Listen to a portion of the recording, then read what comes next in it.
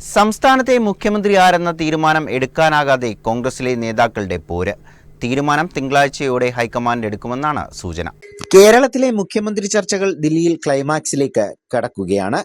VD. Satheesan പക്ഷവും Ramesh Chennithala പക്ഷവും കടുത്ത നിലപാടിലേക്ക് കടക്കുന്നുവെന്നാണ് സൂചന. മുഖ്യമന്ത്രിയെ തീരുമാനിക്കാൻ കേരളത്തിലെ നേതാക്കളും AICC അധ്യക്ഷൻ മല്ലികാർജ്ജുൻ ഖാർഗെയുമായുള്ള നിർണായക യോഗം നടന്നു. കടുത്ത നിലപാടിലേക്കാണ് എന്നാൽ ഇരുപക്ഷവും നീങ്ങിയതെന്നാണ് സൂചന.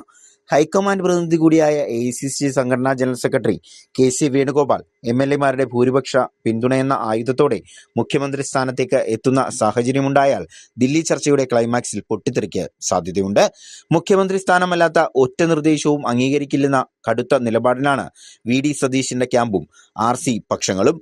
മുഖ്യമന്ത്രി സ്ഥാനമല്ലാത്ത നിർദ്ദേശം അംഗീകരിക്കില്ലെന്ന് സതീശൻ പക്ഷം വ്യക്തമാക്കി കഴിഞ്ഞു. തീരുമാനം പ്രതികൂലമെങ്കിൽ കടുത്ത നിലപാടിലേക്ക് ചെന്നിത്തലയും കടക്കുമെന്ന സൂചനകളാണ് പുറത്തുവരുന്നത്. മന്ത്രിസഭയുടെ ഭാഗമാകില്ലെന്ന് അടുപ്പമുള്ളവരോട് ചെന്നിത്തല അറിയിച്ചതായാണ് പുറത്തുവരുന്ന വിവരം.